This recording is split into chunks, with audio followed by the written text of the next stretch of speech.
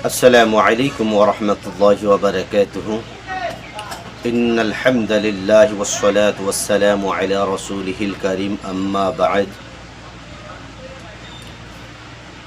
সকল প্রশংসা আল্লাহ পাকের জন্য যে মহান আল্লাহ পাক আমাদেরকে সকলকে মাহে রমজানের জন্য কদম রাখার তৌফিক দান করেছেন। তাই আমরা তেনার একবার কৃতজ্ঞতা আদায় করে নিই, সকলেই বলে আলহামদুলিল্লাহ। জনাবে রাসূলুল্লাহ সাল্লাল্লাহু আলাইহি ওয়াসাল্লামের প্রতি মুহাব্বতে একবার দরুদ পড়ে নিই, সকলেই বলি সাল্লাল্লাহু আলাইহি ওয়াসাল্লাম। মুহতারাম দোস্ত বুজুর্গ, আমরা সকলেই জানি যে এই মাহে রমজানের ভিতরে মহান আল্লাহ পাক অনেক ফজিলত রেখেছেন। তার ভিতর থেকে একটি ফজিলত হলো, কেউ যদি এই মাহে রমজানের ভিতরে একটি নফল আদায় করে, মহান আল্লাহ পাক রব্বুল আলামিন অন্য মাসে একটি ফরজ আদায় করার জন্য ফরজ আদায় করার সওয়াব তার নামে আমল লিখে দেন। সুবহানাল্লাহ। মুহতারাম দোস্ত বুজুর্গ, দ্বিতীয় নম্বর ফজিলত হলো যে কোনো বান্দা এবং বান্দি যদি এই মাহে রমজানের ভিতরে একটি ফরজ আদায় করে, মহান আল্লাহ পাক রব্বুল আলামিন ওই বান্দা এবং বান্দির নামায় আমাল অন্য মাসে 70টি ফরজ আদায় করলো, তার এতটুক সওয়াব তার নামে আমল লিখে দেওয়া হয়। সুবহানাল্লাহ। মুহতারাম দোস্ত বুজুর্গ, এই দুইটি ফজিলতের পর আরও ভিন্ন ভিন্ন ফজিলত মহান আল্লাহ পাক এই মাহে রমজানের ভিতরে রেখেছেন। তার ভিতর থেকে একটি গুরুত্বপূর্ণ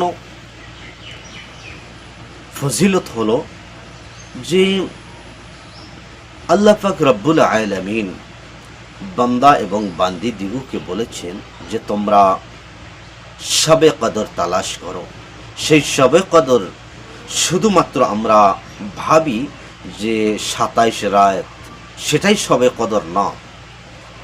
উলামায়ে কিরাম, মুফাসসিরিনে কিরাম, ফুকাহায়ে কিরাম তেনারা বলেছেন যে ताक रातों को याद करो, हर ताक रात में जागा करो और उसमें अल्लाह को तलाश करो।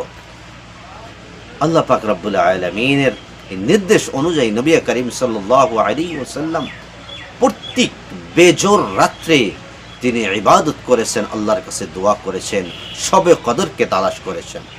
তো গতিকে খাস করে 21 রাত, ওইদিকে 23, ওইদিকে 25, ওইদিকে 27, 29, এইভাবে তাক রাতগুলো আমরা জেগে জেগে আল্লাহ পাকের কি করব, আমরা ইবাদত করব।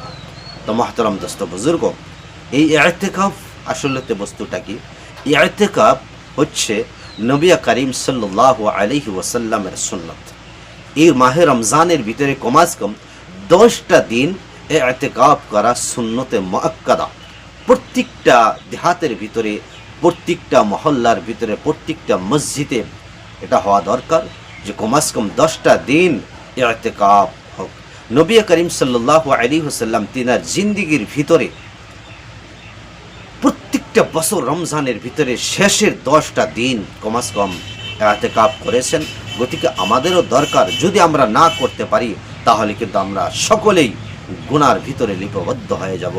তো আমাদেরকে আল্লাহ পাক ইতিকাফ করে এই সমস্ত ফজিলতগুলো আমাদেরকে হাসিল করার জন্য তৌফিক দান করুন, সকলেই বলে আমিন। আর এই ফজিলত, ইতিকাফের ভিতরে কি ফজিলত রয়েছে? ফজিলত হলো যে কোনো বান্দা যদি এই 10টা দিন থাকতে পারে তাহলে আল্লাহ পাক তো অনেক ফজিলত দান করবেন। আপনি 10 দিন থাকতে পারতেছেন না, তাহলে কিন্তু আপনি একদিন যদি থাকেন আপনার সুন্নত আদায় হবে না, সেটা নফলের ভিতরে গণ্য হবে।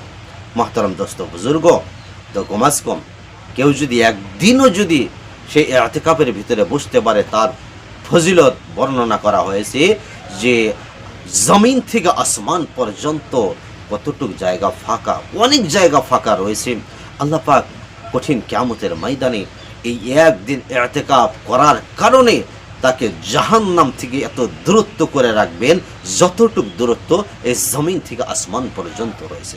মুহতারাম দোস্ত বুজুর্গ, তো বলার অনেক কিছু ছিল, আপনারা সকলেই বুঝতে পেরেছেন আমি যা বলেছি।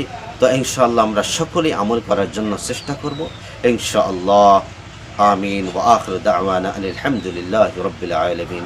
আসসালামু আলাইকুম ওয়া রাহমাতুল্লাহি ওয়া বারাকাতুহু।